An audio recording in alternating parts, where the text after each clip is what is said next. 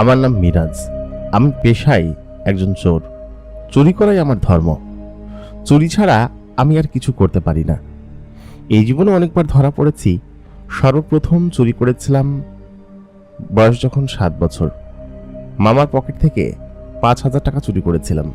পরবর্তীতে ধরা খেয়েছিলাম। সেই থেকেই চুরির হাত শুরু হলো। তারপর যেখানেই যা দেখতাম সেটা নিয়েই চলে আসতাম। প্রথমে আমাকে গ্রাম ছাড়তে হয়েছে, কারণ গ্রামে চুরিচামারি এবং আশেপাশের অনেক জায়গায় অনেক ধরনের অনেক অকাজ কুকাজ করেই তারপর আমি গ্রাম ছেড়েছি। গ্রাম ছেড়ে সর্বপ্রথম আসলাম শহরের দিকে। শহরেও চেষ্টাচুত্র অনেক চুরিচামারি করেছি। তবে একটি রাত, যে রাত ওই গ্রামে চুরি করতে গিয়ে আমাকে এক অন্য জগতের সঙ্গে অভিজ্ঞতা করায়।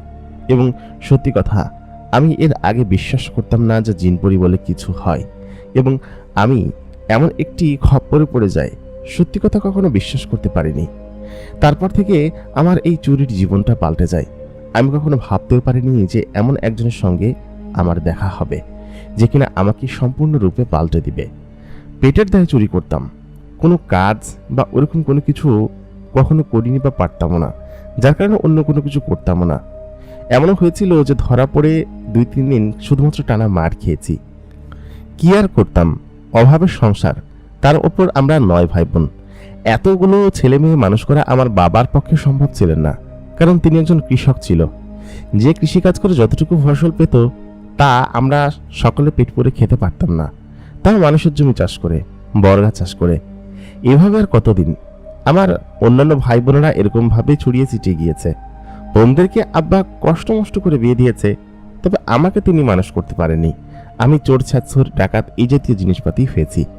তিনি আমাকে নিজে থেকে বাড়ি থেকে বের করে দিয়েছিলেন।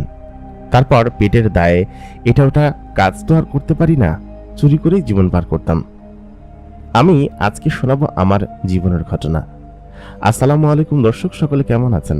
স্বাগত জানাচ্ছি দ্য মেগাবক্সের নতুন আরও একটি এপিসোডে। আজকের এপিসোডটি একটু ভিন্ন রকমের। আপনাদের কাছে শুনতেও হয়তো অদ্ভুত লাগছে। চোরের সঙ্গে পরীর প্রেম, এ আবার কেমন কাহিনী?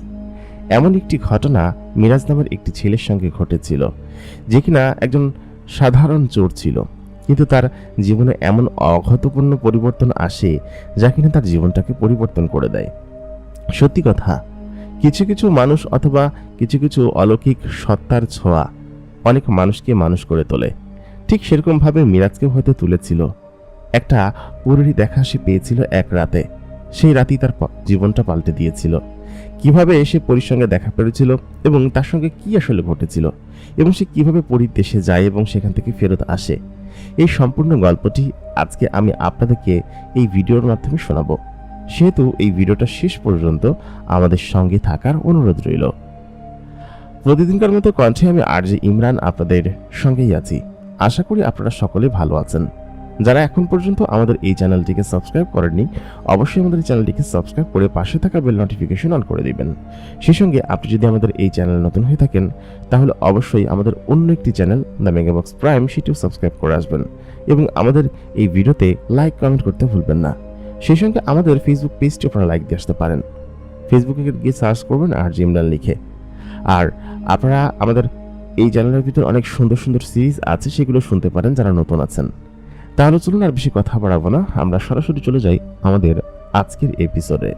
ঘটনাটি ঘটে যখন আমার বয়স মাত্র 21 বছর। সেই সময়টা আমি বাড়ি থেকে অনেকটা দূরে থাকতাম।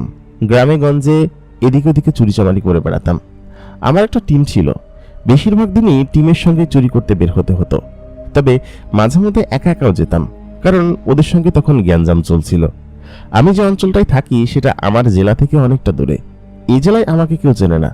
আমি প্রত্যেক কয়েক মাস পর পরই জেলা পরিবর্তন করি। এক এক জেলায় গিয়ে সেখানে থাকি, ঘর ভাড়া নেই এবং সেখানে থেকে চুরিচামারি করি। মোটামুটি এরকম করে বেশ ভালোই চলছিল। আমি ছিলাম মূলত বড় একটা দাওয়ের আশায়। বড় একটা দাও যদি পাওয়া যেত, তাহলে হয়তো সেই টাকা দিয়ে আমি কোনো একটা ব্যবসা শুরু করতে পারতাম, এসব চুরিচামারি বাদ দিয়ে।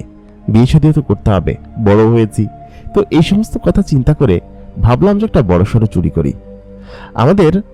আমি যে গ্রামটাতে থাকতাম আর কি, মানে শহরের পাশে 2-3টা গ্রাম পরে একটি গ্রাম ছিল। তো সেই গ্রামে একটা বাড়ি আছে।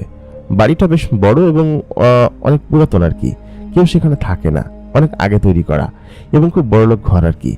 তো গোপন সূত্রে খবর পেলাম যে ওইখানে নাকি বেশ সোনাদানা, গহনা এবং টাকা পয়সা আছে, কারণ এই বাড়ির মেয়ের বিয়ে, তারা বিদেশ থেকে দেশে ফিরেছে এবং আজকে রাত্রেবেলা তারা বাসায় থাকবে না, তারা শহরে কোনো একটা কাজে যাবে এবং সন্ধ্যার পরে মানে শপিং টপিং এরকম কোনো কিছু একটা করতে যাবে, বাসায় থাকবে না কেউই। তো ওই কথা যখন আমি শুনলাম, জানার পর আমার তো আর তর্স হইছে না, আমি বেশ খুশি হয়ে গেলাম। কারণ হচ্ছে তালা খোলা বা চুরি চামারি করা এগুলোতে আমি একদম ওয়ার্ল্ড চ্যাম্পিয়ন বলা যেতে পারে, সেহেতু আমার সময় লাগে না। আমি সঙ্গে সঙ্গেই সন্ধ্যার পরপর ওদের বাড়ি থেকে বের হওয়ার অপেক্ষা করতে লাগলাম। ঘরে কেউ ছিল না, পুরান ধাঁচের বাড়ি। আমি একা তালার কাছে গেলাম, গিয়ে এমনভাবে তালাটা খুললাম যেন একদম খুব নিখুঁত কায়দা। তালা খোলা আমার জন্য কয়েক সেকেন্ডের ব্যাপার। তালা খুলে ঘরের ভেতর থেকে দরজাটা লাগিয়ে দিলাম, যাতে করে কেউ আসলে সরাসরি ঘরের ভেতর ঢুকতে না পারে। আমার এন্ট্রির সঙ্গে এক্সিটও আমি নির্ণয় করে রাখতাম। আমি যদি মেন দরজা দিয়ে এন্ট্রি নিতাম তাহলে অন্য একটা দরজা দিয়ে এক্সিট করতাম। তো আমি মেন দরজা দিয়ে এন্ট্রি নেওয়ার পরে আশেপাশের পেছনের দরজা আছে কিনা সেটা দেখার চেষ্টা করলাম। দেখলাম বাড়ির পেছনে একটা দরজা আছে, ওই দরজা দিয়ে বের হব। আমি দরজাটা খুললাম। খোলার পর প্রথমে নিচতলার কামরায় সমস্ত কিছু দেখলাম, খোঁজাখুঁজি করার পর কিছু পাওয়া গেল না। তারপর দোতলার কামরায় উঠলাম। সেখানে ওঠার পর দেখি একটা সিন্দুক রাখা এবং সিন্দুকের মধ্যে কিছু একটা আছে সেটা বোঝা যাচ্ছিল। সিন্দুকটা আমি খুলবো কিভাবে সেটা বুঝতে পারছিলাম না। তালাটা ভাঙলাম, অনেক কষ্ট হয়েছিল, পুরাতন তালা সেহেতু ভাঙতে একটু কষ্ট হচ্ছিল। ভাঙার পর সেই তালাটা ভেতরে খুলে দেখি কি যে তার ভেতরে গহনাগাটি দিয়ে ভরা, সম্ভবত পুরাতন গহনা। এদের বাড়িটা অনেক বড়, অনেক আগে করা, তার মানে বোঝা যাচ্ছে যে এরা অনেক আগে থেকেই বড় লোক। গহনাগুলো সব আমি বস্তার ভিতরে তুললাম। তারপর পাশেই অন্য আরেকটা রুমে দেখলাম একটা আলমারি রাখা, সম্ভবত মুরব্বী কারোর ঘর আর কি। ঘরের ভিতরে একজন মুরব্বী শুয়ে আছে, তিনি সম্ভবত এই বাড়ির দাদি। আমি ওনাকে দেখে প্রথমে ভয় পেয়ে গিয়েছি, তবে উনি অসুস্থ, ঘুমিয়ে আছে, হয়তো শব্দ শুনতে পাননি। এই ঘরে নিশ্চয়ই কিছু একটা আছে। একটা আলমারি দেখলাম, আলমারিতে তালা দেওয়া। এই আলমারিটা খুলতেই হবে যেভাবেই হোক। কি করব বুঝতে পারছি না। মুরব্বী লোকটা কি জেগে যাবে না কি? আমি ভাবলাম যে এই ঘরে তাহলে কিছু করা যাবে না। খোঁজাখুঁজি করার পরে নিচের তলার একটা বড় কামরায় গেলাম। এই কামরায় সম্ভবত এই ঘরের সাহেবই থাকে।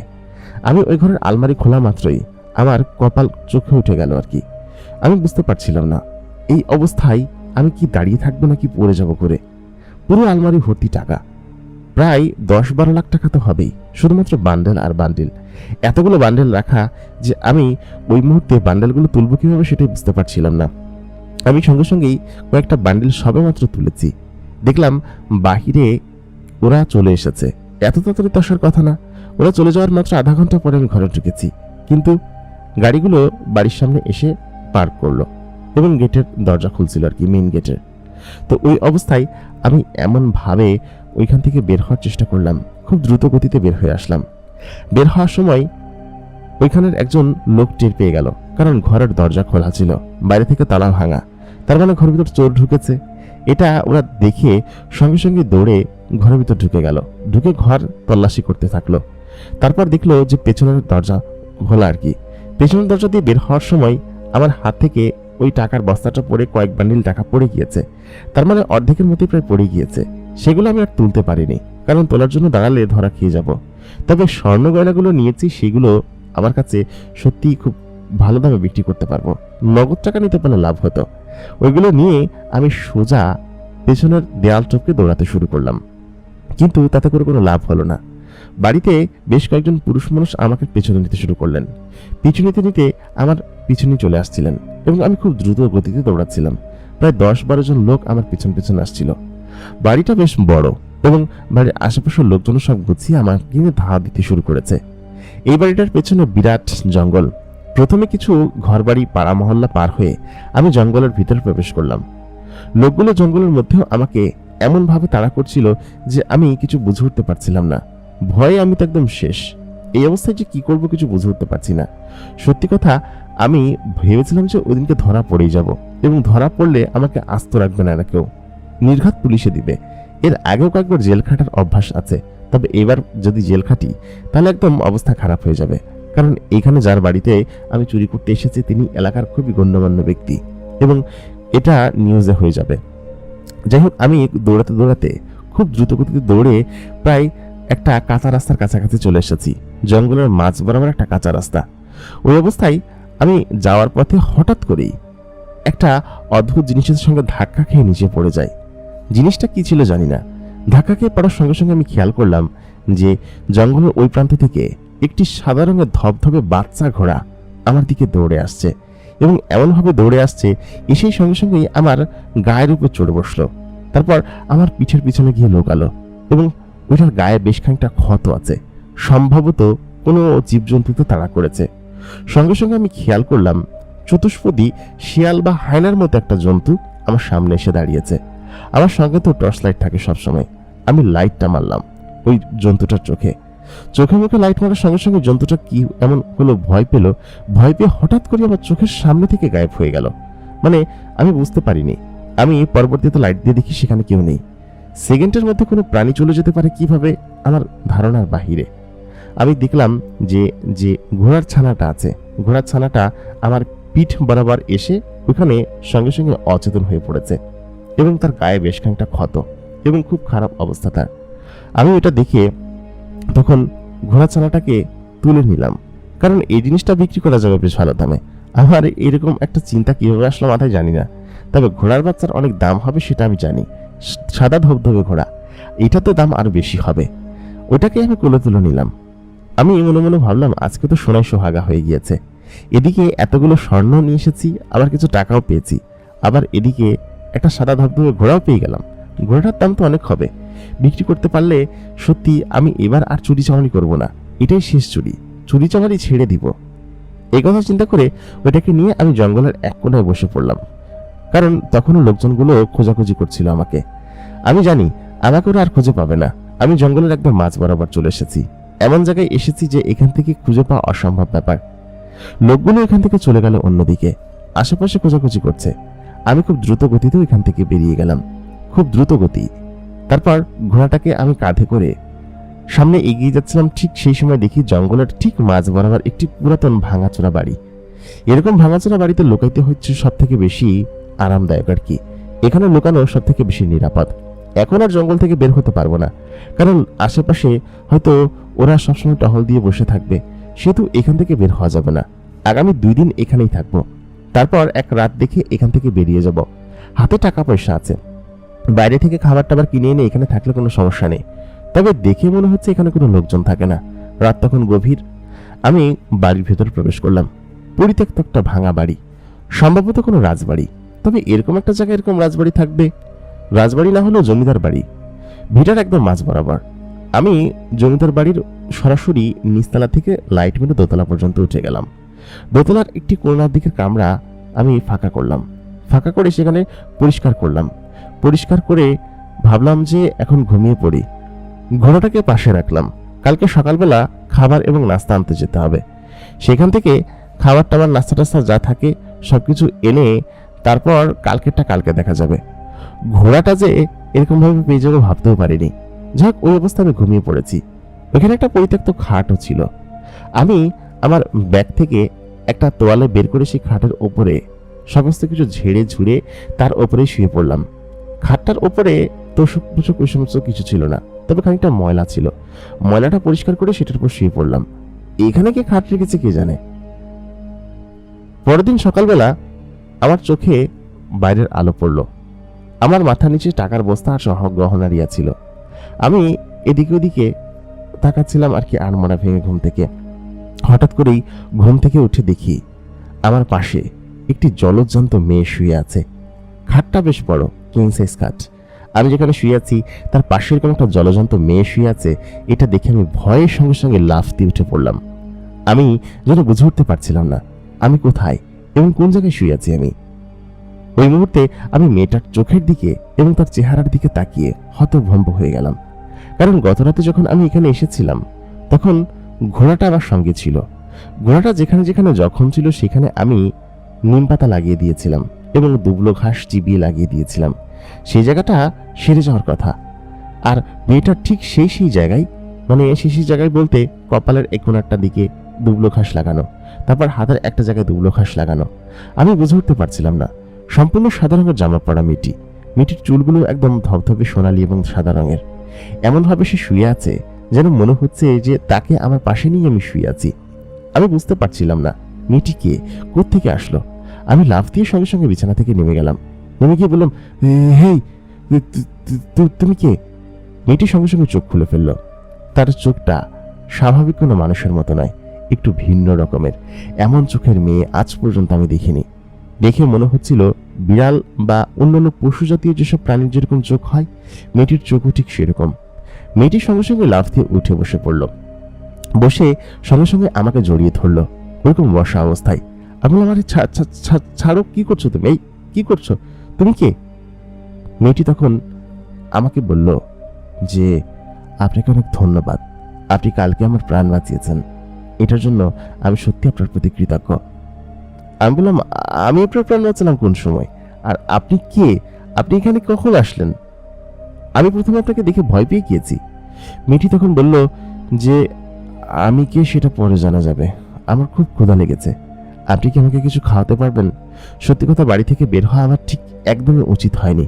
আমি যে কি করব কিছু বুঝে উঠতে পারছি না। আপনি না থাকলে কালকে যে কি হতো, ওরা আমাকে একদম চিবিয়ে খেয়ে ফেলতো। আমি বললাম যে, কালকে আপনাকে আমি কখন উদ্ধার করলাম? আমি তো কিছু বুঝতে পারছি না। মেয়েটি তখন ওইখানে আবার শুয়ে পড়ল।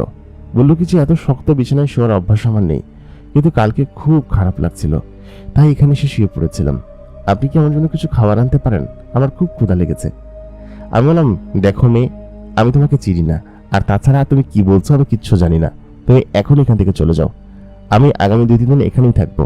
আর এখানে থেকে, মেয়েটি বলল যে, আপনি এখানে থাকেন এরকম একটা নোংরা ঘরে, পরিত্যক্ত ঘরে? অবশ্যই এরকম জায়গায় থাকতে আমরা পছন্দ করি, তবে এরকম অপরিষ্কার আমি রাখি না। আমি বললাম যে, দেখো, কালকে আমি এখানে এসেছি এবং এখানে এসে আমি এখানে থাকছি কালকেই। পরিত্যক্ত বাড়ি, আমার থাকার কোনো জায়গা নেই, সেহেতু এখানে এসেছি। আর তুমি এখানে কিভাবে এসেছো সেটা বলো। মেয়েটি বলল, সবই বলবো, তুমি আগে আমার জন্য কিছু খাবার নিয়ে আসো, যাও। এই কথা বলার পর আমার খুব রাগ হয়ে গেল। আমি বললাম যে, মানে আমাকে কি চাকর বাকর পেয়েছ নাকি তুমি? আর তুমি কে? মেয়েটি খুবই সুন্দরী এবং রূপবতী। তার চোখ এবং চেহারার দিকে তাকালেই যে কেউ মূর্ছা যাবে, স্বাভাবিক বিষয়। আমিও তার দিকে তাকিয়ে আছি। ও আমাকে বলল, যাও, আমার খুব ক্ষুধা লেগেছে। আমি নিজেও খুব ক্ষুধার্ত। ঘর থেকে বের হলাম। বের হয়ে সোজা দক্ষিণ দিকের একটি বাজার আছে, বাজারের দিকে চলে গেলাম। প্রায় আধা কিলোমিটার মতো রাস্তা, প্রায় অনেকক্ষণ হাঁটা লাগে। হেঁটে বাজারে গেলাম, সেখান থেকে খাবার নিয়ে আসলাম। শুধু একদিনের নয়, বরঞ্চ আগামী 3 দিনে কি কি খাবো সমস্ত খাবার নিয়ে আসলাম। এখানে রান্নাবান্না করে খেতে হবে, কারণ বের হওয়ার এখান থেকে কোনো সুযোগ নেই। বের হলে হয়তো ধরে ফেলবে। আর এই গহনা শহরে ছাড়া বিক্রি করার কোনো সুযোগ নেই। আপাতত এখানে কয়েকদিন থাকতে হবে। আশেপাশে কোনো বাড়িঘর দূর নেই, আর এখানে কেউ আসে না, সেটা আমি বুঝতে পারছি। এই অবস্থায় আমি ফিরে আসলাম। ফিরে এসে মেয়েটাকে খাবার দিতেই সে হামাম করে খাবার খেতে লাগলো। এমনভাবে খাচ্ছিল ওর জন্য তার মধ্যে অস্বাভাবিক কিছু ভর করেছে। আমি তখন বললাম, এমনভাবে খাচ্ছে কেন? চুপচাপ খাও। মেয়েটি আমাকে বলল, তুমি আমাকে যেরকম বকা দিয়েছ, আজ পর্যন্ত আমাকে এরকম খুব বকা দেয়নি, বা এরকম করে কেউ কখনো বলেনি। এমন করছো কেন আমার সঙ্গে? ক্ষুধাই তো লেগেছে, খাচ্ছি তো। মেয়েটি কাঁচা মাংস নিয়ে খাবার জন্য মুখে দিল। আমি বললাম, পাগল তুমি, এই মাংস খাওয়া যাবে? এটাকে রান্না করতে হবে, দাও। সে বলল, কেন, সমস্যা কি? আমরা তো পুড়িয়ে খাই। আমি বললাম, তাহলে পোড়াবে তো অন্তত পক্ষে, কাঁচাকে খায়। মেয়েটি বললো, আমার ক্ষুধা লেগেছে। আমি বললাম, তুমি কি মানুষ নাকি রাক্ষস? তুমি এখানে আসলে কিভাবে বলো তো? আমি কিছু বুঝে উঠতে পারছি না। ঠিক সেই মুহূর্তে আমি দেখলাম ওইখানে একজন লোক একটা পশু নিয়ে পাশ দিয়ে যাচ্ছে আর কি। সম্ভবত মাঝে মধ্যে মানুষজন বা কৃষকরা দিক দিয়ে যায়। আমি মেয়েটাকে জানলা থেকে তার মুখ চেপে ধরে সরিয়ে কোণার দিকে নিয়ে আসলাম, কারণ লোকটা সম্ভবত কিছু একটা বুঝে ফেলেছে। মেয়েটাকে ঠিক আমার শরীরের সঙ্গে জড়িয়ে ধরে আমি তার মুখ চেপে ধরলাম। বললাম, চুপ থাকো, একজন মানুষ এসেছে, যদি দেখে ফেলে তাহলে আমাদেরকে এখান থেকে বের করে দিবে, আর নিরাপদ জায়গায় থাকতে পারবো না। তারপর লোকটি এখান থেকে চলে গেল, কিছু বুঝতে পারেনি। মেয়েটি আমাকে বলল যে, তা আমরা এখানে থাকছি কিসের জন্য? আমরা তো চাইলে এখান থেকে চলে যেতে পারি, তাই না? আমি বললাম, না, চলে যেতে পারি না। এখান থেকে আমাকে চলে গেলে হবে না, এখানে আমাকে 2-3 দিন থাকতে হবে নিরাপদে। আমাকে নিশ্চয়ই এখন পুলিশ খুঁজে বেড়াচ্ছে। মেয়েটি বলল, পুলিশ কি? আমি বললাম যে, পুলিশ কি বোঝো না? তুমি কোত্থেকে এসেছো বলো তো, আর তোমার বাড়ি কোথায়? এত সুন্দর একটা মেয়ে আমার পিছন পিছনে জঙ্গলের ভিতরে কি করছো তুমি? মেয়েটি একটু মুচকি হেসে বলল, সত্যি আমি সুন্দরী তাই? আমি বললাম, হ্যাঁ অনেক সুন্দরী তুমি, আর দেখে মনে হচ্ছে অনেক বড় লোক ঘরের মেয়ে। দামি পোশাক পরেছ, গহনাগাটি বেশ খানিকটা পরেছ, তবে আমার থেকে সাবধান, এগুলো কিন্তু আমি নিয়ে যাব। মেয়েটি বলল, কেন কেন নিয়ে যাবা? আমি বললাম, কারণ আমি একটা চোর, চুরি করে আমার স্বভাব, এবং আমি চুরি করেই ফিরছি। মেয়েটি বলল, চোর? চুরি করে এসেছো? কেন চুরি করেছো? আমি বললাম যে, কেন চুরি করে মানুষ? পেটের দায়ে চুরি করে, টাকা পয়সা নেই, কাজকাম পারি না, সেই জন্য চুরি করি। তারপর মেয়েটি বলল, ও কালকে রাত্রে তাহলে তুমি চুরি করে ফিরছিলে, এই জন্য বললো বোধহয় লোকগুলো তোমাকে তাড়া করছিল, তাই না? আমি বললাম, আমাকে যে লোকগুলো তাড়া করছিল সেটা তুমি কিভাবে বুঝলে? ওরকম ভাবে ও আমাকে সমস্ত হিংসা করতে লাগলো। তারপর আমার সেই বস্তাটা বের করে বললো, দেখির ভিতরে কি আছে, বেশ ভারী মনে হচ্ছে। টাকাগুলো ও সাইডে রাখলো, আর গহনাগুলো ওটার ভিতর থেকে বের করলো। বের করে বললো, বাহ খুব সুন্দর গহনা তো, এগুলো তুমি চুরি করে এনেছো তাই না? আমি একটু পড়ি। আমি বললাম, না একদম না, এগুলো বিক্রি করতে হবে, আর বিক্রি করার জন্য আমাকে বাজারে যেতে হবে, শহরের বাজারে। মেয়েটি বলল, আচ্ছা ঠিক আছে বিক্রি করো, আগে আমি দেখি তো, গহনা আমার খুব পছন্দের। ওটার মধ্যে থেকে একটা গহনা ও নিল, নিয়ে বলল, খুব পছন্দ হয়েছে এটা আমার। এটা ছিল পায়েল নূপুর এবং পায়েল, এত সুন্দর পায়েল, সত্যি আমার কাছে ভালো লাগছিল। তবে আমি ওকে না দিয়ে আমি এটা নিয়ে গেলাম, আমি আমার কাছে ওটা রেখে দিলাম এবং সমস্ত জিনিসপাতিগুলো ব্যাগের ভিতরে ঢুকিয়ে রাখলাম। বললাম, এগুলো তুমি ধরবে না। ও পায়ে পড়তে চেয়েছিল, ওর পা দুটো এত সুন্দর, পায়ের দিকে তাকালেই যেন বুকের ভিতরে একটা কেমন যেন হয়ে ওঠে। আমি তখন ওই মুহূর্তে ওকে বললাম যে, তুমি এখান থেকে চলে যাও, তোমার বাড়ি যেখানে সেখানে চলে যাও। তখন সন্ধ্যা নেমে এসেছে, ও আমার পাশে বসে আছে, ওর গা তখন হালকা হালকা করে জলজল করতে শুরু করেছে। ও আমাকে তখন বলল, কোথায় যাব আমি? আমি একা একা তো সেখানে যেতে পারবো না, তোমাকে আমার দিয়ে আসতে হবে সেখানে। আমি বললাম, আমাকে দিয়ে আসতে হবে মানে? তুমি কে এবং তুমি এখানে কেন এসেছো? কালকে রাতে তো আমি এখানে একা এসেছিলাম, আর সেই ঘোড়ার বাচ্চাটা কোথায় গেল? মেয়েটি বলল, ওই ঘোড়ার বাচ্চাটাই তো আমি ছিলাম। পাগল তুমি, তুমি দেখে চিনতে পারছো না? আমার বুক তখন ধড়ফড় করতে লাগলো। আমি বললাম, মানে কি বলছো তুমি? ঘোড়ার বাচ্চা তুমি ছিলে মানে? বা পাগলামি করছো, টিটকারি করছো আমার সঙ্গে? ও তখন আমাকে বলল, না এরকম কোনো কিছু করবো কিসের জন্য, দাঁড়াও আমি তোমাকে দেখাচ্ছি ঘোড়ার বাচ্চা হয়ে।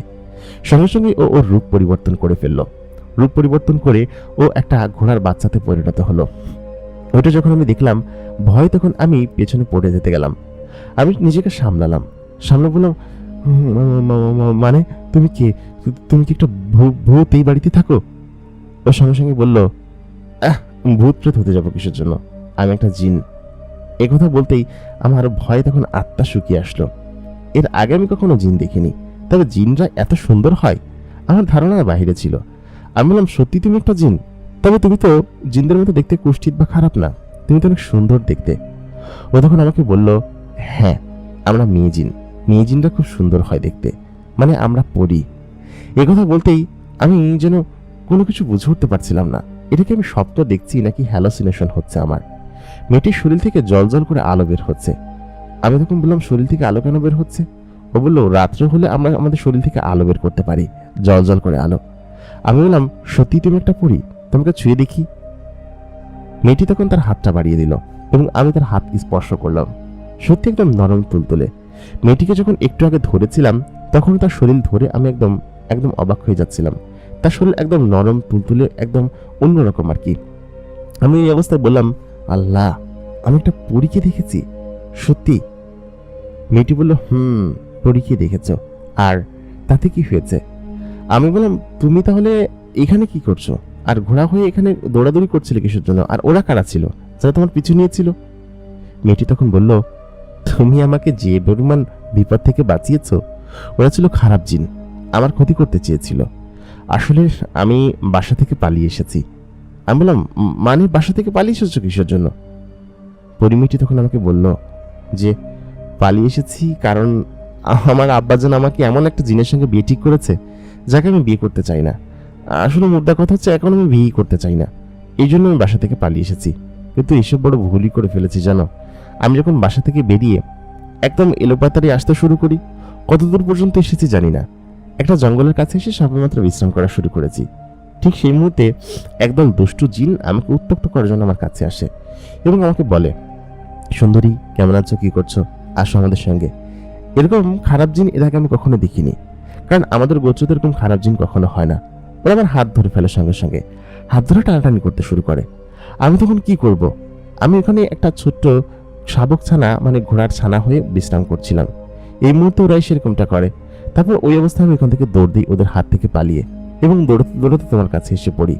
মাঝখানে অবশ্য ওরা আমাকে এমনভাবে ধরতে গিয়েছিল যে আমার চোখে মুখে আঁচড় লাগে, এবং সে আঁচড়ের দাগই তুমি দেখেছো। এবং রাতে কি সুন্দর করে তুমি আমার শরীরে ওই জায়গায় দুবড়ো লাগিয়ে দিচ্ছিলে, যাতে করে কষ্ট না হয় আমার, বা রক্তক্ষরণ বন্ধ হয়ে যায়। সত্যি তুমি বেশ ভালো একজন মানুষ। আমি বললাম, ভালো না ছাই, আমি একজন চোর, চুরি করি আমার জীবন যাপন করি। আমাকে হয়তো লোকজন খুঁজে বেড়াচ্ছে, এবং খুঁজে পেয়ে গেলে আমাকে আস্ত রাখবে না, পুলিশের কাছে দিয়ে দিবে। সত্যি কথা বলতে আমি এখান থেকে দ্রুত সরে অন্য জেলায় চলে যেতে পারলেই বাঁচি। আমি ভাবছি আগামীকালকে এখান থেকে বেরিয়ে যাব। আমার মনে হয় যে কেউ একজন আমাকে দেখে ফেলেছে, এবং খুব শীঘ্রই এখানে পুলিশ এসে হানা দিবে।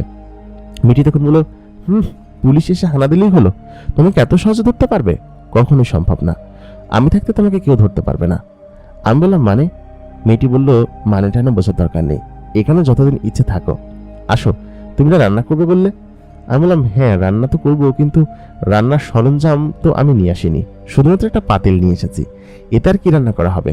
দাঁড়াও, ভাত কটা রান্না করে তারপর আবার নতুন করে বসাতে হবে। এই রান্না করতে এত কিছু লাগে? হোটেল থেকে খাবার কিনে নিয়ে আসলেই হতো। শুকনো খাবার যা এনেছিলাম এই মেয়েটা সব সারা দিনে বসে বসে খেয়ে ফেলেছে। 3 দিনের খাবার নিয়ে এসেছিলাম, একদিনে সমস্ত কিছু শেষ করে ফেলেছে। সন্ধ্যার পরে আমি এবং ও রান্না করলাম। সম্ভবত এই রান্না করাটাই কাল হয়েছে। হাঁড়ি পাতিল আমি কিনে নিয়ে এসেছিলাম, হাতে বেশ খানিকটা টাকা পয়সা ছিল। এই জন্যই হয়তো অনেকে সন্দেহ করেছে।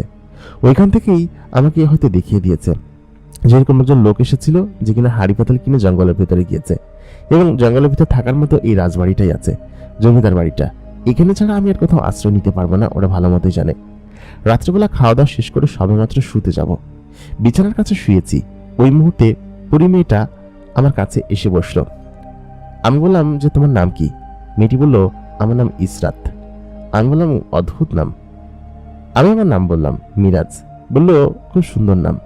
এই নামে আমি অনেকে চিনি, আমাদের গোত্রের অনেক জিন আছে। তারপর আমি এবং ও শুতে গেলাম। আমি বললাম, তুমি আমার কাছে শুচ্ছ কেন? আচ্ছা তুমি উপরে শো, খাটের উপরে, আমি নিচে শুই, এখানটা পরিষ্কার করে। আশপাশটা পরিত্যক্ত একটা এরকম জায়গা, এখানে এরকম ভাবে শুলে কখন সাপ কি উঠে আসে সেই ভয়ে আমি আমার মাথাটা পেঁচিয়ে শুলাম। বেশ খানিক্ষণ পর হঠাৎ করে আমার পায়ে কিসে একটা শব্দ আসলো। মনে হচ্ছিল যে রাজবাড়ির ভেতরে কেউ ঢুকেছে, এবং সত্যি সত্যি আমার তাই মনে হলো। আমি এবার গেছি রে ভাই। আমি সঙ্গে সঙ্গে উঠে বসলাম। উঠে বসে বললাম, ইসরাত, ইসরাত ওঠো। ইসরাতটা ততক্ষণে ঘুমিয়ে পড়েছে। ইসরাত বলে, কি হয়েছে? এত রাত্রে ডাকছো কিসের জন্য? ঘুম ঘুম পাচ্ছে। আমি বললাম, ইসরাত, সম্ভবত কেউ দেখে ফেলেছে আমাদেরকে, ভেতরে কেউ প্রবেশ করেছে। আমি হঠাৎ করে বুটের শব্দ শুনতে পেলাম, তার মানে পুলিশ এখানে আমাদের সন্ধান পেয়ে গিয়েছে। আমি বললাম, ইসরাত কি করব? তুমি না আমাকে বললে যে তুমি আমাকে বাঁচাবে? ওই মুহূর্তে ইসরাত আমাকে বলল, হ্যাঁ এদিকে আসো। তারপর ও আমাকে সঙ্গে করে ওর কোমরের সঙ্গে, মানে শরীরের সঙ্গে লাগিয়ে ফেললো। লাগিয়ে তারপর হঠাৎ করেই আমাকে একদম দেয়ালের সঙ্গে সেটকে দিল, একদম সিলিং এর সঙ্গে। আমি স্পাইডারম্যানের মতো এঁটে আছি। সঙ্গে সঙ্গে পুলিশ ঘরের ভিতরে প্রবেশ করলো।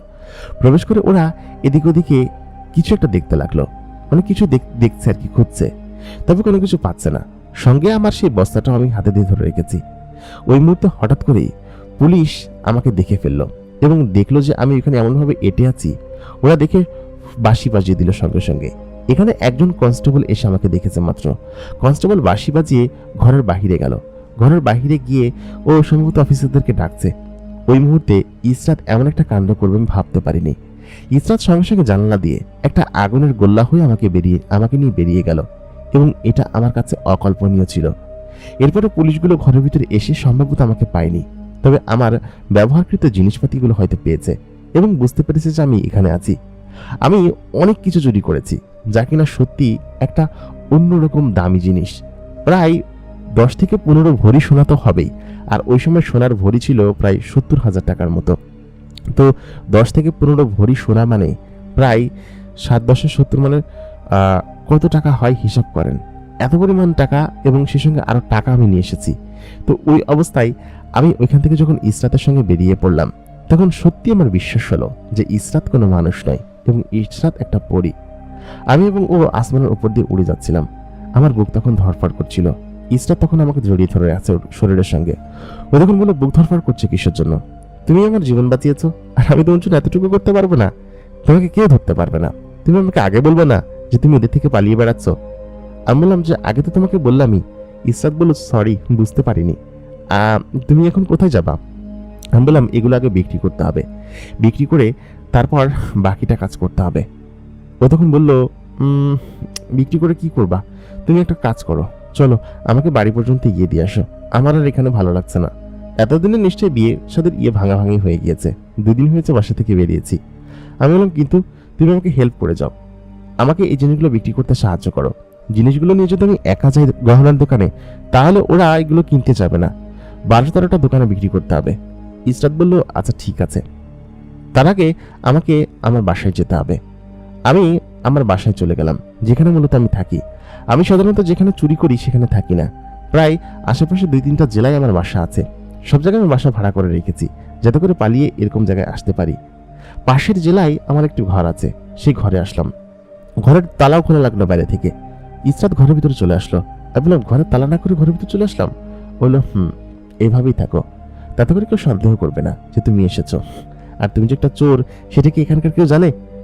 আমি বললাম, না, জানবে কিভাবে? আমি কি এখানে চুরি করেছি নাকি? আর তাছাড়া আমাকে কেউ খুঁজেও পাবে না। পুলিশ নিশ্চয়ই এখন হন্যে খুঁজে বেড়াচ্ছে আমাকে। আমি মুহূর্তের ভিতরে গায়েব হয়ে গিয়েছি। এটা নিশ্চয়ই পুলিশের একটা অবাক করার মতো ব্যাপার। ওই অবস্থায় আমি ঘরের ভিতরে আসলাম, এসে বস্তাটা রাখলাম, রেখে সেখান থেকে 2 ভরি স্বর্ণ নিলাম এবং টাকাগুলো সমস্ত কিছু এখানে রাখলাম। ইসরাত এবং আমি, ইসরাত আমাকে সঙ্গে করে আবার উড়ন্ত অবস্থায় নিয়ে গেল একটা স্বর্ণের দোকানে। স্বর্ণের দোকানের সামনে গিয়ে দাঁড়িয়ে আছি। ইসরাত নিজে থেকে আমার কাছ থেকে স্বর্ণটা নিয়ে বলল যে, দাও, আমার কাছে দাও, আমি করে দিচ্ছি। ভেতরে গিয়ে বলল, ভাই, আমার বিয়ের কিছু গহনা আছে, বিক্রি করব, খুব অভাবে আছি, পালিয়ে এসেছি তো, খুব খারাপ অবস্থা, বিক্রি করব, কিভাবে কি করি বলুন তো? লোকটি তখন বললেন, দেখুন, আপনি যেহেতু এরভাবে পালিয়ে এসেছেন, আপনারা বিয়ে শাদী করেছেন, গহনার কিন্তু বেশি দাম দিতে পারবো না। এখন মার্কেটে চলছে 70,000, আমি 60,000 করে দিতে পারবো। এখানে 2 ভরি 4 আনা আছে। আমি বললাম, ঠিক আছে, সমস্যা নেই, দেন। এখন বিপদে পড়েছি, কি আর করার, নতুন সংসার শুরু করতে যাচ্ছি, দোয়া করবেন ভাই। এই কথা বলার পর ইসরাত এমন অভিনয় করলো, করার পরে ঠিক সেই অবস্থায় যে পরিমাণ টাকা হয়েছে, টাকাগুলো নিয়ে এখান থেকে বেরিয়ে আসলাম। সত্যি কথা, আমি কল্পনা করতে পারিনি যে ইসরাত এরকমটা আমার জন্য করবে। একদিনের মধ্যে প্রায় 17টা জেলায় আমি গেলাম ইসরাতের সঙ্গে, এবং 17টা জেলায় 17টা দোকানে আমি সেই গহনাগুলো বিক্রি করলাম। এবং আমার কাছে এত টাকা চলে আসবে আমি কখনো ভাবতেও পারিনি। এটা কি কখনো ভাবার বিষয়? আমি কল্পনা করতে পারছিলাম না এত টাকা আমার চোখের সামনে দেখে। আমি ওই মুহূর্তে প্রায় 9 লাখ টাকার মতো স্বর্ণ বিক্রি করলাম, এবং এই 9 লাখ টাকা আমি যে নিয়ে কি করবো কিছু বুঝে উঠতে পারছিলাম না। পাশাপাশি বস্তার ভিতরে আরো প্রায় 2-3 লাখ টাকার মতো ছিল। আমি বড়লোক হয়ে গিয়েছি। আমি তখন ইসরাতকে বললাম, আমার কাজ তো হয়ে গিয়েছে, এখন এই টাকাগুলো নিরাপদ স্থানে রেখে আসতে হবে। ইসরাতকে আমি বললাম যে, এরপর থেকে আমি চুরি চামারি ছেড়ে দিব ইসরাত। ইসরাত বলল, এটা ছেড়ে দাও, কাজটা তো ভালো না, তুমি চলো, টাকাগুলো এখানেই থাক। আমি বললাম, হারিয়ে গেলে? ও বলল, হারাবে না। কিভাবে হারাবে? আমি একজন জিন মেয়ে, আমার মধ্যে অলৌকিক ক্ষমতা আছে, যদি হারিয়ে যায় বা কেউ নিয়েও যায়, এগুলো আমি উদ্ধার করে দিব, তুমি চিন্তা করো না। আর হ্যাঁ, তুমি এগুলো আর করো না, তুমি কিন্তু আমাকে ওয়াদা করেছ। সত্যি ইসরাত ওই রাতে আমাকে ওর হাতের উপর হাত রেখে ওয়াদা করিয়েছে। আমি নিজে থেকে ওয়াদা করেছিলাম যে ভালো একটা দাম মারতে পারলে তখন আমি এগুলো আর করব না, একটা ব্যবসা শুরু করে দিব। সবকিছু মিলিয়ে আমার কাছে বেশ ভালোই লাগছিল, কিন্তু ইসরাতপুরের কথা শুনে আমার নিজের কাছে কেমন যেন ভয় ভয় লাগছে। আমি ওকে বললাম, আমাকে তুমি সাথে করে নিয়ে যাবে মানে? আমি কোথায় যাব? ইসরাত তখন বললেন, তুমি আমার সঙ্গে আমার জগতে যাবে, আমার বাড়ি পর্যন্ত। আমার একা একা যেতে ভয় লাগবে। গতদিন যা হয়েছে তাতে করে আমার নিজের কাছেই বেশ ভয় লাগছে, আমি একা একা যেতে পারবো না। আমি বললাম, তাহলে আমি ফিরে আসবো কিভাবে? ইসরাত তখন বলল, সেটা দেখা যাবে, তবে বাড়িতে গেলে যে কি একটা ব্লাস্ট হবে সেটা আমি বুঝতে পারছি, তুমি চলো। তাই বলে সে আমাকে ওর হাত ধরতে বলল, আর বলল, তুমি চোখটা বন্ধ করো। আমি আমার চোখটা বন্ধ করলাম। তারপর হঠাৎ করে দেখলাম চারিদিকে একটা সাদা আলোতে ভরে গেল এবং আমি কোথায় যাচ্ছি কিভাবে যাচ্ছি জানি না, শুধুমাত্র চারিদিকে আলো আর আলো। ও আমাকে বলল, চোখ বন্ধ করো, তুমি যে দৃশ্য দেখবা তা দেখে তুমি ভয় পেতে পারো, এমন এমন জায়গা দিয়ে যাব, আর তাছাড়া এই আলো তোমার চোখে সইবে না। আমি চোখটা বন্ধ করে ফেললাম। কতক্ষণ চোখ বন্ধ করে রেখেছি জানি না, তবে বেশ খানিক্ষণ সময় হবে। হঠাৎ করেই ও আমাকে বলল, চোখ খুলো। আস্তে আস্তে চোখ খুললাম আমি। চারিদিকে কুয়াশা দিয়ে ঘেরা। তখন আমি এক সবুজ উপত্যকার ওপর দিয়ে উড়ে যাচ্ছি। বড় বড় গাছপালা, বন জঙ্গল আর ছোট ছোট অদ্ভুত রকমের বাড়ি দিয়ে ভরা। ও আমাকে একটা শুনশান জায়গায় নিয়ে দাঁড় করালো। চারিদিকে গাছপালা দিয়ে ঘেরা, মনে হচ্ছে ঘন জঙ্গল, এবং অদ্ভুত অদ্ভুত সব গাছে ফুল ফুটে আছে। আমি জিনিসগুলো দেখে সত্যি অবাক হচ্ছিলাম। ওকে বললাম, এটা কোন জায়গা? ইসরাত পরি তখন আমাকে বলল, এটা আমাদের অঞ্চল, আমাদের জগৎ। ওই যে দূরে যে বাড়িটা দেখতে পাচ্ছ, ওইটা আমাদের বাড়ি। আমি বললাম, এটা তো খুব বড় বাড়ি, ওইখানে তোমরা থাকো? ইসরাত পরি তখন বলল, হ্যাঁ, ওটাই আমাদের বাড়ি। বাড়িতে গেলে যে কি হবে বুঝতে পারছি না। ওই মুহূর্তে একজন জিন ঘোমটা পরিহিত অবস্থায় কালো হুডি পরা সামনে দিয়ে যাচ্ছিল। চোখগুলো ভেতর থেকে লাল বোঝা যাচ্ছিল। আমি তখন দেখে একটু ভয় পেয়ে গেলাম। ইসরাতের পেছনে লুকিয়ে পড়লাম। ইসরাতে ও কি একটা যেন জিজ্ঞেস করলো। তারপর ওই জিনটা ওইখান থেকে চলে গেল। এর আগে নিজের চোখে কখনো জিন দেখিনি। জিনেদের দশ জগতে এসেছি, এখন তো এই সমস্ত জিনিস দেখে আমার ভয় ভয় লাগছে। ইসরাত আমার হাত ধরে আছে। তারপর পাশে ছোট্ট একটা গেট দিয়ে প্রাচীর টপকে বাড়ির ভিতরে প্রবেশ করলাম। গেটের ভিতরে যাওয়ার পর এত সুন্দর বাড়ি দেখে আমি অবাক হয়ে যাচ্ছিলাম। ইসরাতটা বেশ বড় লোক, পাশাপাশি আশেপাশে গ্রামে অনেক বাড়ি আছে, কিন্তু সব বাড়ি এরকম নয়। ইসরাত তখন আমাকে বলল, চুপ, কোনো কথা বলবে না, আমার সঙ্গে উপরে চলো। আমি ওর সঙ্গে উপরে যেতে লাগলাম। তারপর পেছন দিকের সিঁড়িটা বেয়ে উপরের দিকে যখনই যাব, তখন ইসরাতের মায়ের সঙ্গে ইসরাতের দেখা। দেখে বলল, তুই কোত্থেকে এসেছিস, আর তোর এই অবস্থা কেন? তোকে একদম সেচবে তোর চাচা মামারা সকলে বসে আছে ঘরের ভিতরে। আমি তখন বললাম যে, ইসরাত, আমি চলে যাই। ওই মুহূর্তে আমাকে দেখে ওর মা ভূত দেখার মতো চমকে গেল। চমকে গিয়ে বলল, এটা কে? এটা তো দেখে মনে হচ্ছে মানুষ। মানুষকে কোত্থেকে পেলি তুই? ইসরাত তখন বলল, মা চলো, সমস্ত কিছু বলছি। ঘরের ভিতরে ঢুকে ঘরের দরজা বন্ধ করে দিল। ইসরাতের মা হাঁ করে বসে আছে। ইসরাত তখন তার মাকে বলতে লাগলো, ওদের ভাষায় বলছিল, আমি বুঝতে পারছিলাম না। পরে ইসরাত আমাকে বলল যে ওকে আমি বাঁচিয়েছি, কিভাবে রেখেছি, সেফ জন্য নিরাপদে ছিল। তারপর বাড়ির অবস্থা সম্পর্কে জিজ্ঞেস করলো। বলল, বাড়িতে সবাই রেগে আছে, এই নিয়ে 2বার হলো তুই বিয়ের আসর থেকে পালিয়েছিস। বিয়ে করবি না ভালো কথা, সেটা জানিয়ে দিতে পারিস তোর বাপকে, এরকমটা করিস কিসের জন্য? ওই মুহূর্তে ইসরাতের মা রেগে মেগে ওখান থেকে বের হয়ে গেল। ইসরাত তখন বলল, কিছু হবে না, আমি যে এসেছি সেটা মা ছাড়া আর কেউ জানবে না, কাউকে বলবেও না। তুমি এখানে থাকো, বিশ্রাম করো, আমি দেখি নিচের অবস্থা দেখে আসি। ইসরাত আমাকে রেখে ঘর থেকে বেরিয়ে গেল। ঘরের মধ্যে বেশ অদ্ভুত পরিবেশ। আমি সত্যি দেখে মুগ্ধ হয়ে যাচ্ছিলাম। এত বড় লোক ঘরে কখনোই ঢুকিনি আমি। চারিদিকে নানান দামি জিনিসপত্র ছড়ানো ছিটানো আছে। দেখে আমার লোভ হচ্ছিল, মনে হচ্ছিল যে এখনই এসব চুরি করে নিয়ে যাই। তবে যাবো কিভাবে? এটা তো জিনের জগৎ। বড় ভাবলাম যে না, এটা তো ইসরাতের বাসা, আমি এখান থেকে চুরি করতে যাব কিসের জন্য? ও নিজে থেকেই আমাকে কত কিছু বলেছে। আমার পকেটে তখনও সেই নূপুর জোড়া রয়েছে, যে নূপুর জোড়া ইসরাত পড়তে চেয়েছিল। সবকিছু বিক্রি করেছি, তবে এই জিনিসগুলো বিক্রি করিনি আমি, আমার কাছে আমি রেখে দিয়েছি। ইসরাত কিছুক্ষণ পর ফিরে আসলো, বলল, নিচে ভালোই মারামারি যুদ্ধ হচ্ছে। যাই হোক, একদিন ঘর থেকে বের হওয়া যাবে না। আমি ভেবেছিলাম হয়তো পরিবেশ ঠান্ডা হয়ে গিয়েছে, তবে দেখি ঘরেই থাকি। ওইদিনকে সন্ধ্যার পরে, ওইখানে তখন সন্ধ্যা ছিল, রাত হলো, আমাকে ইসরাত বাইরে থেকে খাবার নিয়ে এসে দিল। ওদের এখানকার খাবার একটু অদ্ভুত ছিল, তবে সুস্বাদু ছিল। খাবারগুলো খেয়ে বললাম যে আমি চলে যাই, এখানে থেকে কি করব? জিনারা যদি দেখতে পায় যে আমাকে তুমি সাথে করে নিয়ে এসেছো, আমাকে আগে কাটবে, তারপর তোমাকে। ইসরাত তখন বলল, কেন, আমার জন্য কি নিজেকে একটু উৎসর্গ করতে পারবে না? আমি বললাম যে তাই বুঝি, আমি মরে গেলে নিচে যে টাকা রেখে এসেছি সে টাকা কে খাবে? ইসরাত তখন বলল, আচ্ছা ঠিক আছে, তোমাকে দিয়ে আসবো, তুমি চিন্তা করো না, এখানে থাকো আজকে। আমি বললাম, আমি ঘুমাবো কোথায়? ইসরাত বলল, কেন, খাটের উপরে, মাঝখানে কোলবালিশ দিয়ে দিব, কোনো সমস্যা নেই। আমি বললাম, না, যদি কেউ চলে আসে আর তোমার মা এসে তো আরো খুঁতখুত করবে। তখন ইসরাত বলল, আচ্ছা ঠিক আছে ঠিক আছে, তুমি তাহলে ওই সোফার উপর গিয়ে শুয়ে পড়ো।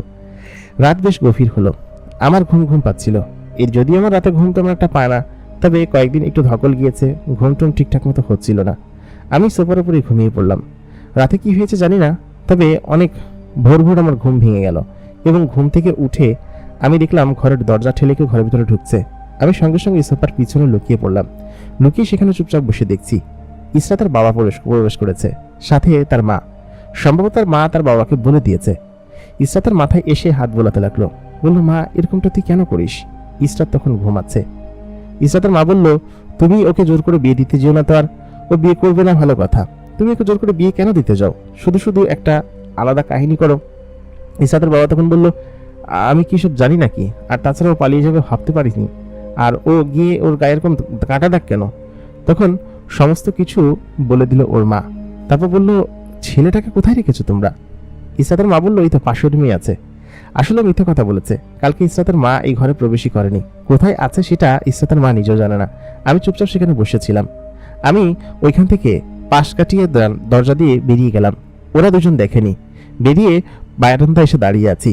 ওই মুহূর্তে তখন ইসরাতের বাবা এবং তার মা বের হলেন ঘর থেকে। বের হওয়ার পর আমি তাদেরকে দেখে ভয়ে আটকে উঠলাম, কি না কি করে।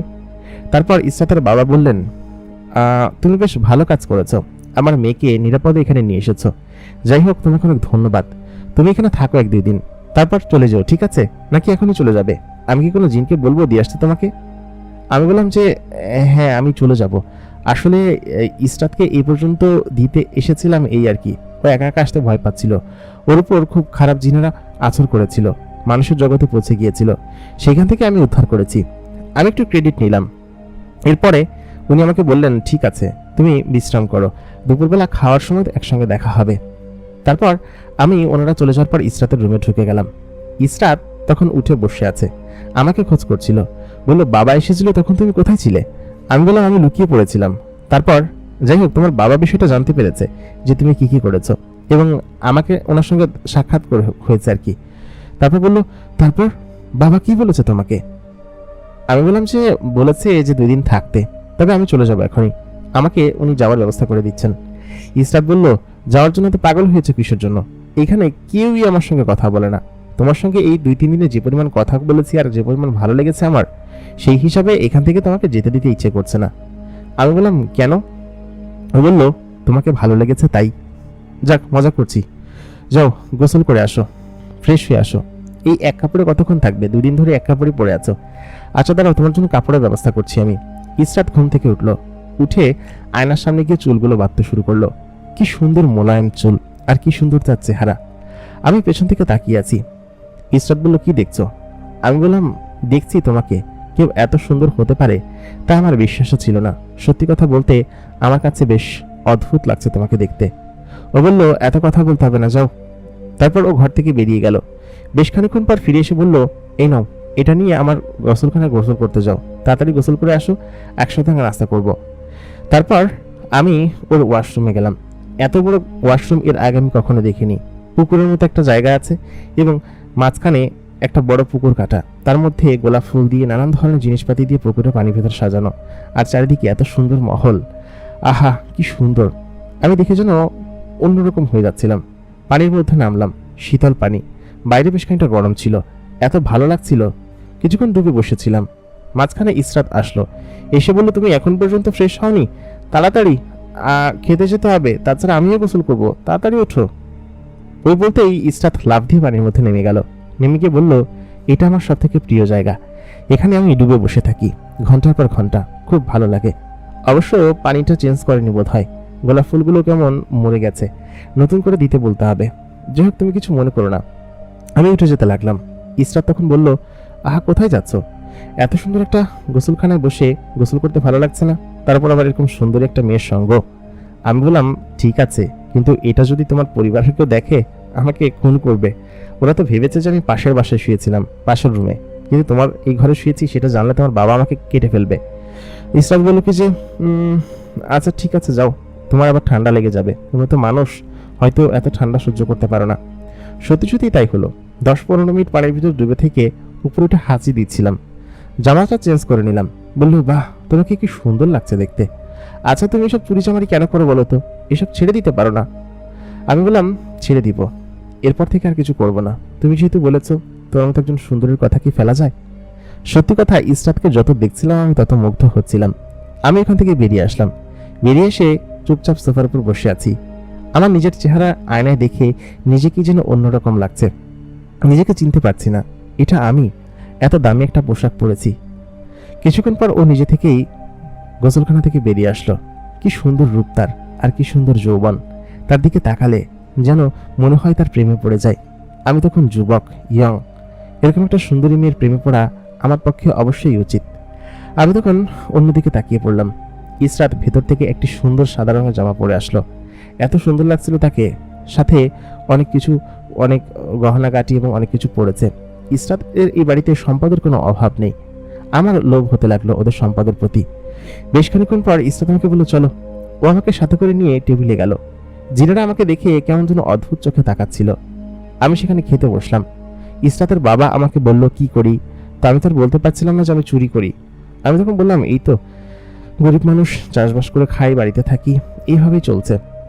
তারপর তিনি বললেন যে আমাদের এখানে থেকে যাও, এখানে কাজবাজ করে নিজেকে প্রতিষ্ঠিত করো।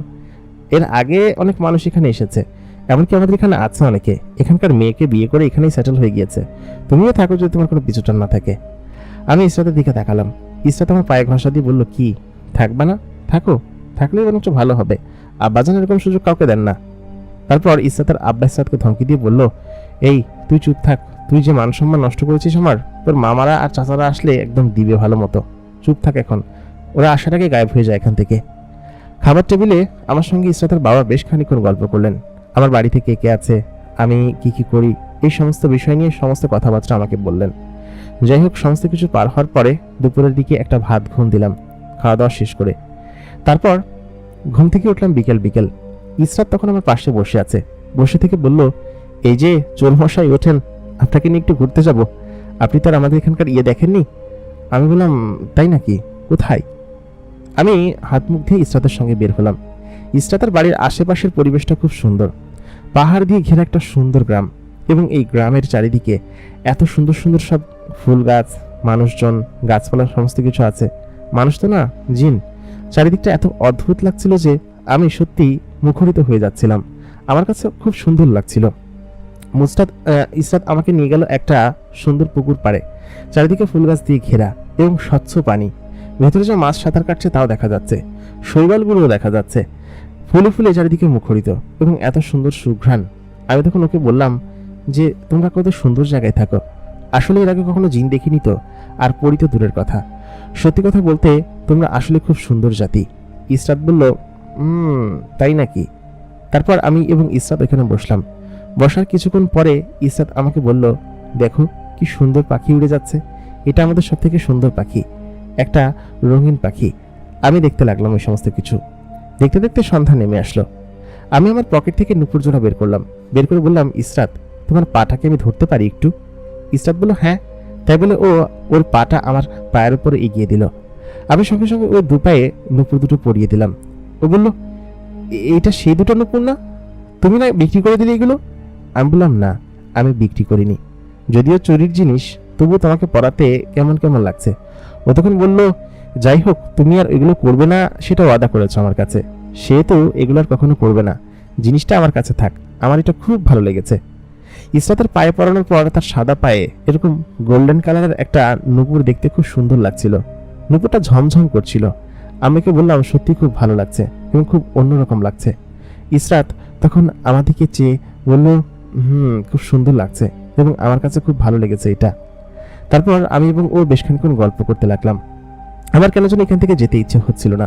সত্যি একটু অন্যরকম লাগছিল। আমার কাছে এরকম লাগবে কখনো ভাবতেই পারিনি। আমি যে কারো প্রেমে পড়বো তা আসলে অকল্পনীয় ছিল। ইসরাত ওদিনকে রাত্রেবেলা আমাকে বলল যে তুমি চলে যাবে, তাই না? তোমাকে যেতে দিতে ইচ্ছে করছে না।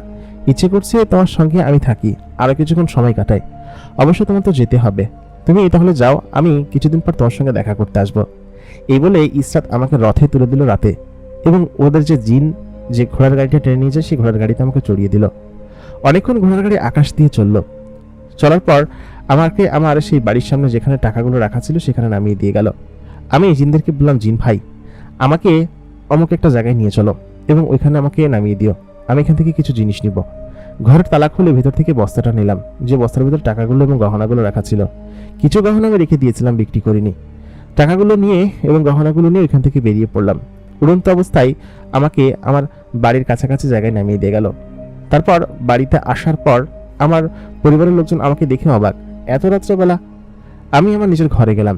ঘরে গিয়ে সমস্ত জিনিসগুলো, যে টাকা পয়সা ছিল সেগুলো আমার ঘরের ভিতরে, আমার ঘরটা মাটির ঘর ছিল, সেই মাটির ঘরটা ওখানে খুঁড়ে 3টা কলসির ভিতরে টাকা এবং সমস্ত জিনিসপাতিগুলো রাখলাম, আর কিছু টাকা নিজের কাছে রেখে দিলাম। ওইখান থেকে ফেরার পর আমার কাছে কেন যেন খারাপ লাগছিল ইসরাতের জন্য।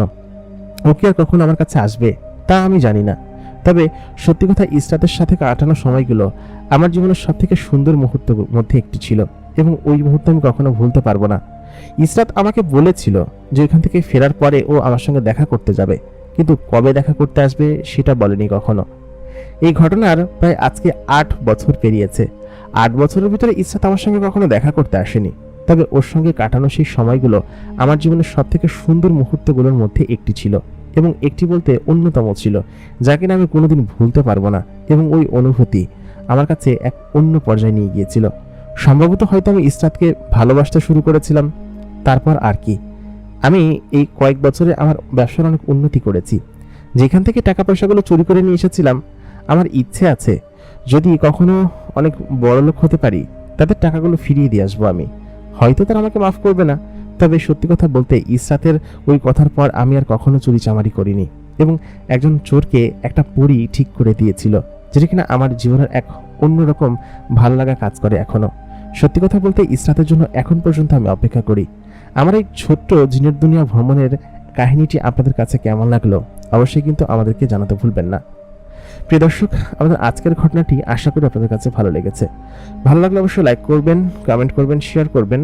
এতক্ষণ কণ্ঠে আমি আরজে ইমরান আপনাদের সঙ্গেই ছিলাম। আশা করি আমাদের আজকের এপিসোডটি আপনাদের কাছে ভালো লেগেছে। দেখা হচ্ছে পরবর্তী এপিসোডে নতুন কোনো ঘটনা নিয়ে। ততক্ষণ পর্যন্ত ভালো থাকুন, সুস্থ থাকুন। খোদা হাফেজ।